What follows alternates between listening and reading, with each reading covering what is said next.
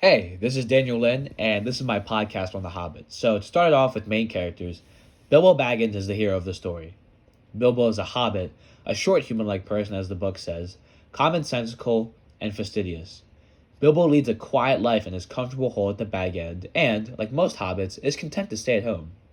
But Bilbo possesses a great deal of untapped inner strength, and when the wizard Gandalf persuades Bilbo to join a group of dwarves on a quest to reclaim their gold from a marauding dragon Smaug, Bilbo ends up playing a crucial role as the company's burglar. Bilbo's adventures awaken his courage and initiative and prove his relentless ability to do what needs to be done, which in this case was stealing the Arkenstone.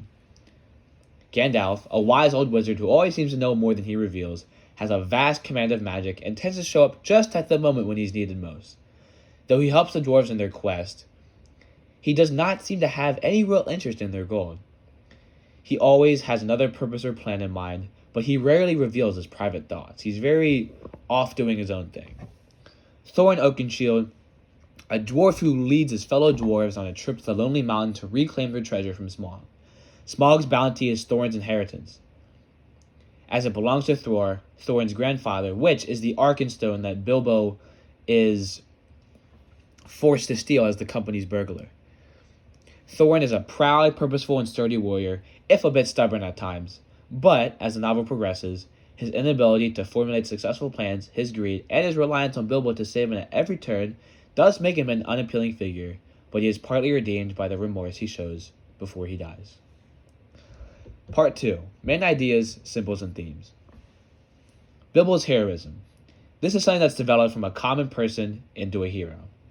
In the beginning, Bilbo is timid, comfortable, in a secure home at the Bag End.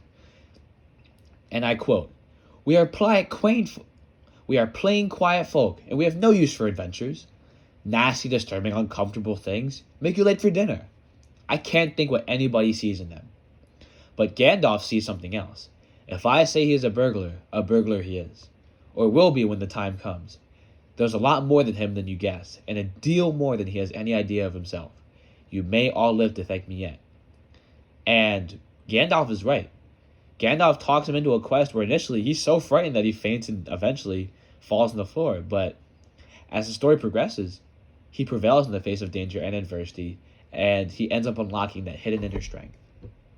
Named swords. Throughout epics and literature, swords with names are the marks of great heroes. One of the best examples is Excalibur from King Arthur. Some of the main examples in this story are Orcust, which is the sword wielded by Thorin, Sting, which is wielded by Bilbo, and the quote from the book is, I will give you a name, he said to it, and I shall call you Sting. And this is the name he gives after killing his first spider, but we'll get to that. Another example from the Lord of the Rings trilogy, which also written by the same author Tolkien, is Andúril from Aragorn, and Gandalf's sword, Glamdring. Bilbo's decision to name his short sword Sting after killing the spider is a major turning point in his quest, and it symbolizes his bravery and initiative and establishes his transformation into a hero.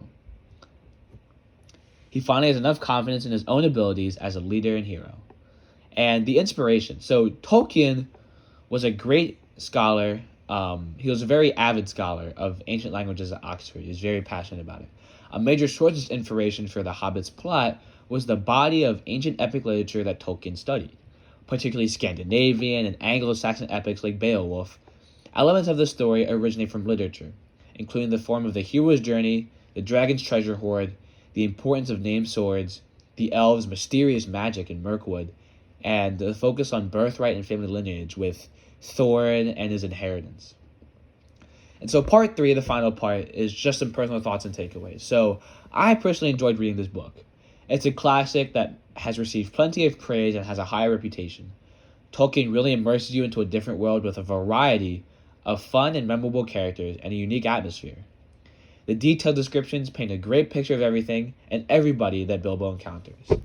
And I'd just like to say that I am a huge fan of the named swords, Orcust, Sting, especially because I've seen the movies and I've seen the way the swords are built and just how cool and interesting they are. But that's just me.